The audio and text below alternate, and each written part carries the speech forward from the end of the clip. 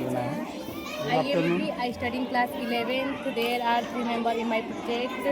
I want to speak about solar system. सबसे पहले बात करते हैं सोलर सिस्टम को। कैप्टन निकस ने बताया था सन का जो सोलर सिस्टम होता है वो compose by sun, 8 planet, asteroid and other object revolve around the sun. सबसे पहले बात करते हैं सन की। तो जो सन होता है वो गैस और प्लाज्मा रूप से बना होता है।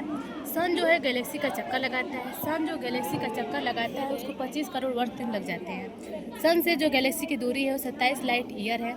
सन में जो सबसे ज़्यादा एलिमेंट उपस्थित होते हैं वो हाइड्रोजन होते हैं, और जो हाइड्रोजन हीलियम में हमेशा न्यूक्लियर फ्यूजन के कारण चेंज होता रहता है। और जो सन में एनर्जी का जो स्रोत है वो नाभिकीय संलग्न है। जो 8 प्लैनेट जो सन के चारों तरफ चक्कर लगाते हैं वो सब पहला है Mercury, Venus, Earth, Mars, Jupiter, Saturn, Neptune. बात करते हैं मर्क्यूरी की। तो Mercury is the first planet from the सन।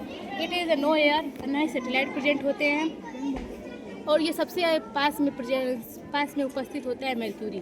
बात करते हैं वेनस की। तो Venus is the second planet from the सन।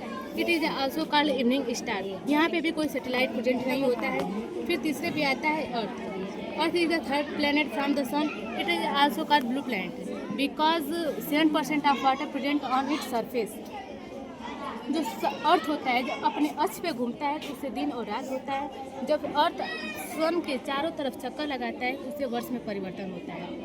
फिर मार्स जो होता है चौथा प्लेनेट होता है। इसको रेड प्लेनेट के नाम से भी जानते हैं क्योंकि इस पर आयरन ज़्यादा प्रेजेंट होता है। और इस पर सैटेलाइट जो होती हैं वो 2 होती हैं। अर्थ पे एक सैटेलाइट होता है जिसका नाम है मून। बात करते हैं जुपिटर की। तो Jupiter is the 5th planet from the sun. It is the largest planet in a solar system. Saturn is the 6th planet from the sun, और ये सबसे बड़ा प्लैनेट होता है। और इस पे सैटेलाइट जो होती हैं वो 247 प्रेजेंट होती हैं, और जुपिटर पे जो सैटेलाइट होती हैं वो 95 प्लस होती हैं। यूरेनस जो होता है वो 7वां प्लैनेट होता है, और ये एकमात्र ऐसा प्लैनेट है जिसको हम टेलीस्कोप के द्वारा खोजा गया था।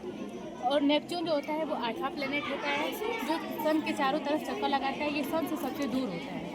और जो मार्स और जुपिटर के बीच में जो एस्ट्रॉयड होता है प्रेजेंट होता है, और एस्ट्रॉयड जो होता है वो रॉक और मेटल्स के बने होते हैं। और हमारे अंतरिक्ष में इसकी संख्या 4000 से भी अधिक होती हैं जो सन के चारों तरफ ये चक्कर लगाती हैं। और जो सबसे हॉट और चमकीली जो प्लैनेट होती है वो वेनस है, और जो सबसे दूर जो प्लैनेट होती है वो नेपच्यून होती है।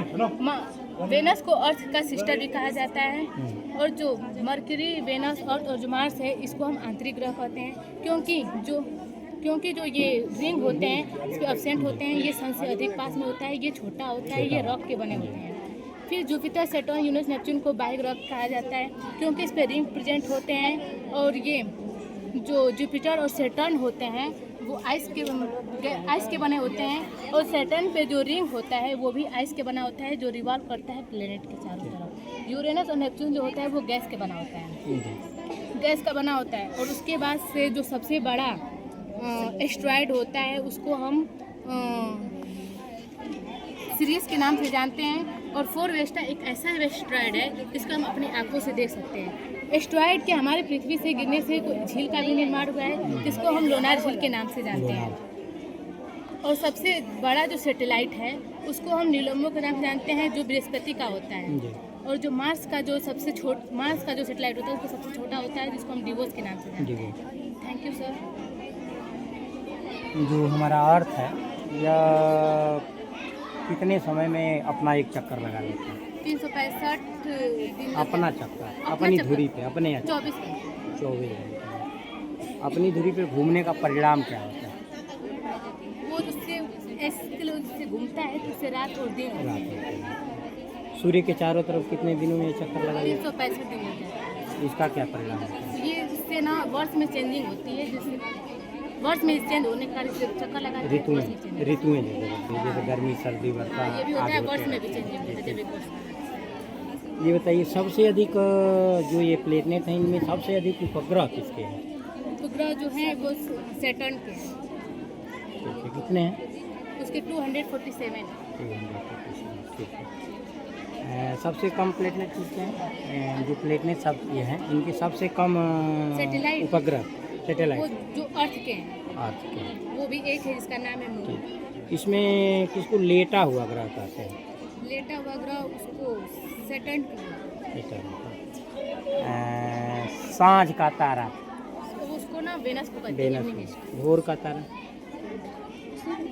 और का तारा भी उसी को बोलते हैं। पृथ्वी की बहन किसे कहते हैं? वेनस को कहा जाता है। सबसे क्रूर ग्रह कौन है? वो सैटर्न है। बहुत अच्छा, वेरी गुड, बहुत अच्छा।